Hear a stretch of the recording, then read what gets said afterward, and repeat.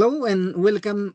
This is our special edition, and today we focus on Ethiopian national interest. And my guest today is Professor Dibaba Amale. Professor Dibaba Amale is a well experienced and researcher, and let us focus on this very important issue, Professor. And first, welcome to our special program. Thank you for having me. Ethiopia, as you know, is a diverse country. There are many diversity. How we can, minimize our differences and focus on our national interests. Thank you again for inviting me. National interest has four vital categories. The first one is survival. The second one is vital. Third one is major. The fourth one is peripheral. National interest is done within these four categories. Again, these categories have another subcategories. And the first one is defense of homeland. And the second one is economic well-being. The third one is favorable world order. And the fourth one is a promotion of values. So within this context, I just wanted to give a background context, how we understand as a scholar of national interest and anything to do with a nation, what they prioritize. The survival is, in terms of defense of the homeland, this is very vital, a survival interest is. And it's also vital, it's also a major national interest. At the periphery is the promotion of values, like what the United States does, the Western countries do to impose their cultural values through movies, music, and so forth. And so, for Ethiopia, the three of the subcategories I have indicated, or as I put it into context, defense of homeland, economic well-being, and favorable world order is very important. They are vital, they are survival, they are also a major national interest.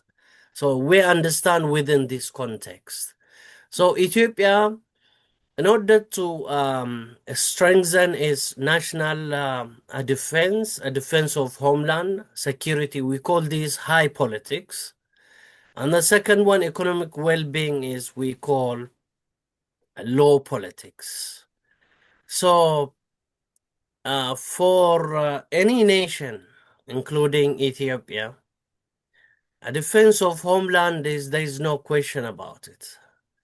How does that takes place? It has internal and external dimension. You mean protecting the sovereignty of the nation? Yes, sovereignty. Anyone who is in the sphere of policy making must understand this very well. The defense of homeland or national security or national territorial integrity is important to every nation. So they focus on that.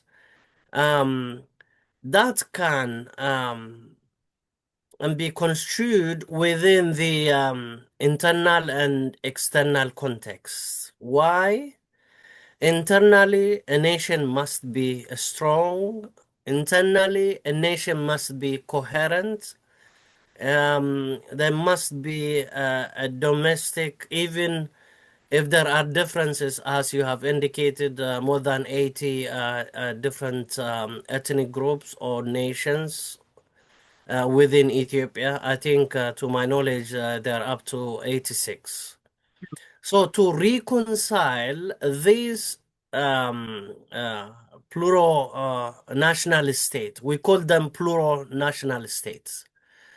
Plural national state means the one I have already indicated, 80 or plus nations, or we call ethnic groups. How do you manage that? There must be a capacity for a state to reconcile the different interests. Within us, the culture is varied, language, and so on. Whenever difference arises, there must be a mechanism to reconcile those or be able to manage amicably. So that's the internal aspect. The external aspect is not within the control of a nation state. There are so many factors at play. If you are strong, of course, you'll be respected, you'll be listened, you'll be accepted, you will always be have a voice in the world affairs. As I put as a third category, the favorable world order. Within that, a nation state can play its role. One is economically self-sufficient, self-reliant. One is national security and territorial integrity is intact and strong. All this. Underneath this, a nation always must have the second category, economic well-being.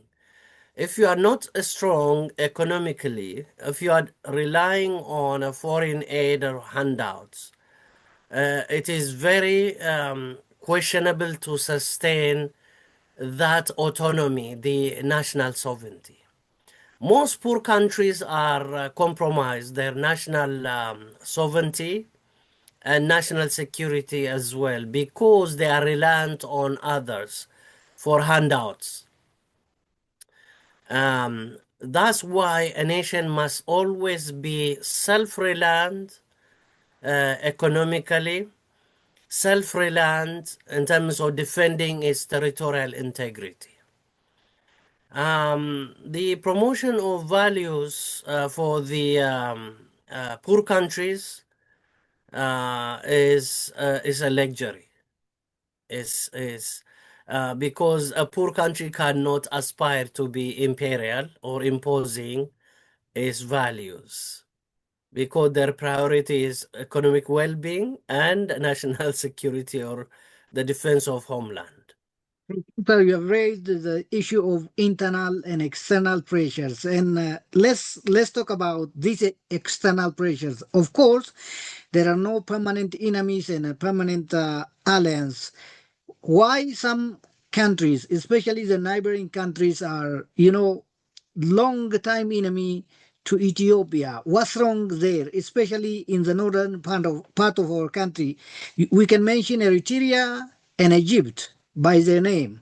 Why they are always against the benefit or national interest of Ethiopia? As I've already indicated, the four subcategories or the main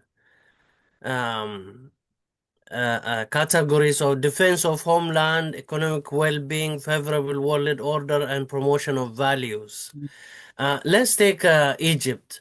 Egypt, let me remind you, or the audience, your audience, always think a strong Ethiopia in terms of its defense of homeland, economic well-being, and its position in the world order, as I put it, a favorable world order. This is always considered as a threat. Therefore, to keep Ethiopia weak, divided, and always fragmented, always not at on good terms with its neighbors, is a vital interest for the Egypt. People in the Foreign Office must understand this, because whether the fear is imaginary or real, it depends on how your enemy looks at you. So a strong Ethiopia, a developed Ethiopia, in terms of its military capacity, in terms of its economic development, is always considered a threat, because if Ethiopia becomes strong militarily and economically developed, uh, Egyptians always think we will deny their water share, because, as you know, 86% of the Nile water supplies is from Ethiopia. That's why they always wanted to keep Ethiopia crippled, weak, fragmented, and always conflict prone. So they harbor this in order to advance their vital interests. Instead of investing in peace and harmony and good relation with Ethiopia, they choose to organize, train, and mobilize oppositions within Ethiopia. They choose that. It is not Ethiopia that forced them to do this. It is their imaginary fear. We will deny them the water supply in order to achieve their national interest goal, or a survival, or a vital or major. And that's why they always support what it looks like. Egypt has been building a small cottage under a big house. Take an oak tree, and then there is a little small tree within the Nile riparians, or within the Nile River, whether Sudan, Ethiopia, or Uganda.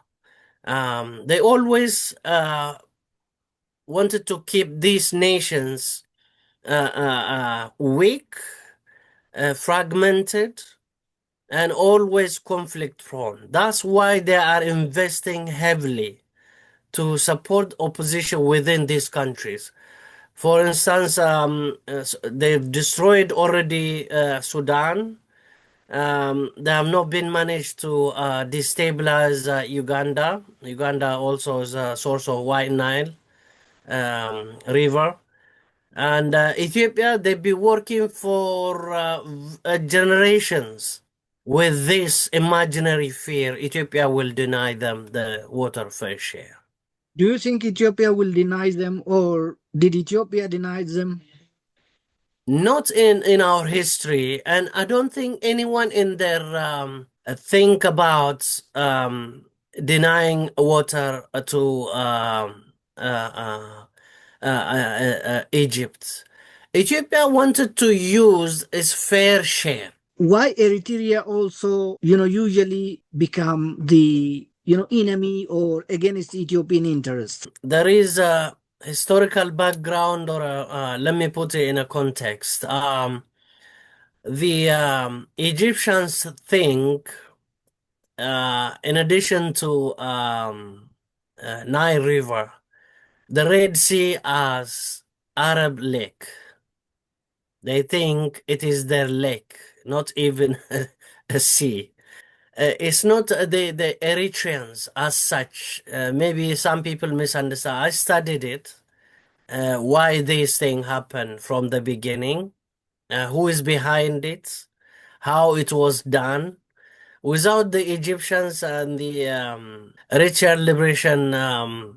Eritrean People's Liberation Front, the EPLF, Egypt was almost determining what the Sudanese, how the Sudanese politics ought to run, is to advance Egypt's interest. Therefore, Sudan accommodated both TPLF and EPLF to advance Egypt's interest. It's not in Sudan's interest to harm Ethiopia because we are very contiguous, very neighbors. When there is a problem in Sudan, Sudanese people come to Ethiopia. When there's a problem in Ethiopia, Ethiopians are always accommodated in Sudan. And the refugee flow gave advantage for the both TPLF and EPLF leaders to recruit for their um, fighters. So from the beginning, Eritrea was Egypt's a vital, high value project.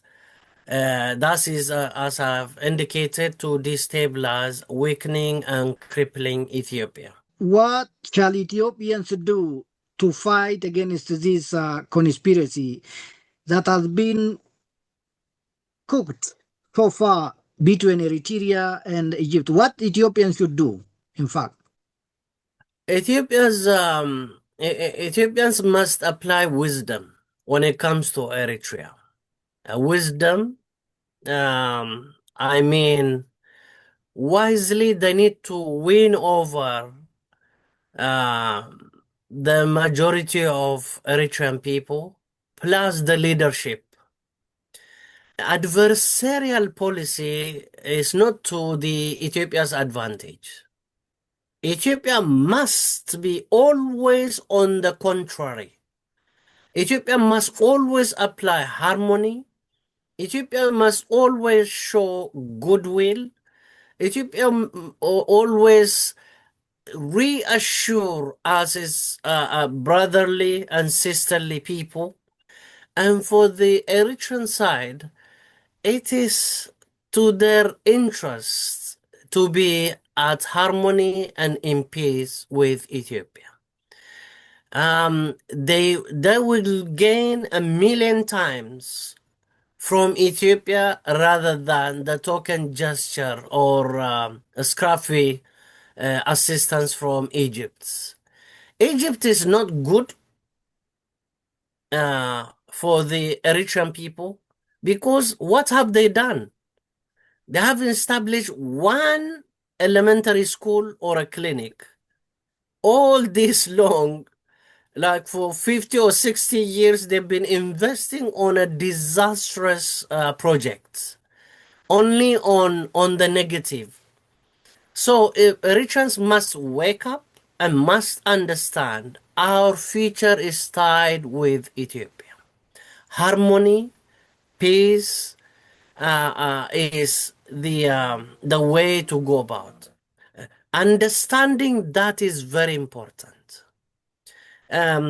What I would expect from Ethiopian side should always avoid and fall into the trap because going to war with Eritrea is to the advantage of Egypt. It will weaken Ethiopia, it will drain its resource, it will deflect from the journey of prosperity, development, and aspiring for a better life. So diverting the energy and the resource into war is to the Egyptians' advantage. Through Eritrea or Somalia or Sudan or whoever can trigger war with Ethiopia is an advantageous for the Egyptians. That's why Ethiopian leadership must apply wisdom.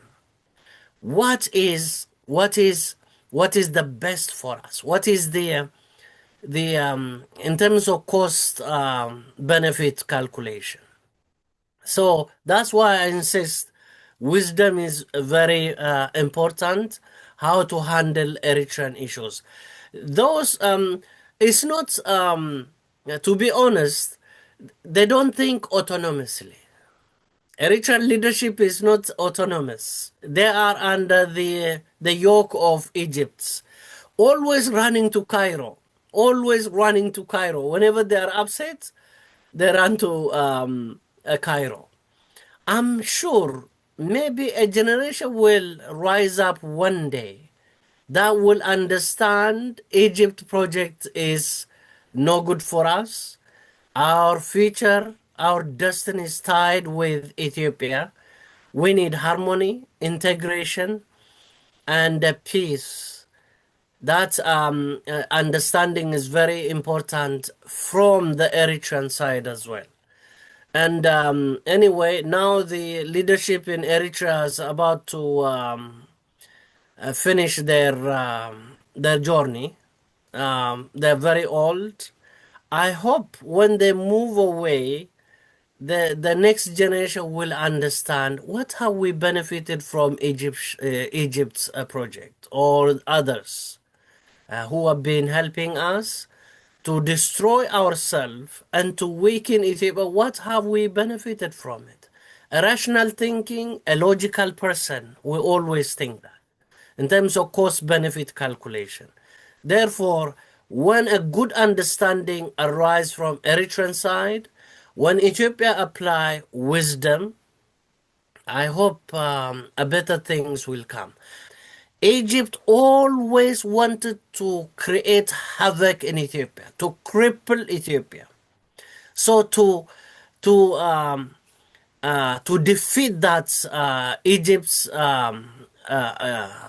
goal or a project or destabilizing and crippling this fragmenting Ethiopia, Ethiopian leadership must apply wisdom. Thank you. And finally, how should our political differences, especially whenever the national interest is concerned, how can we minimize our political differences here within the country and stand firmly whenever some external pressures come against our national interests? Not to give a chance for Egypt to or external forces to wreak havoc in Ethiopia. So a peace, peace. How can you defeat the Egyptian project? How can you destroy Egypt's projects in order to advance its national vital interest? Is by develop in order to change our life to the better, in order to invest our resources in developing ourselves instead of destroying ourselves.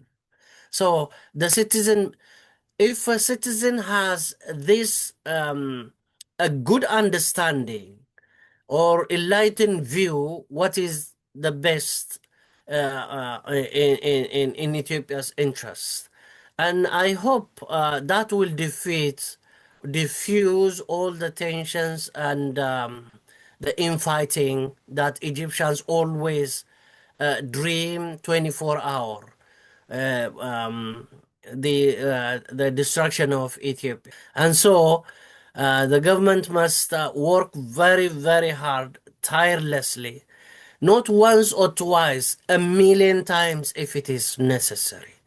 It is the government that has an upper hand to affect peace and harmony for everyone to come to the table. Professor Dibaba Amale, researcher and a political analyst, thank you very much for your insights and for your time as well.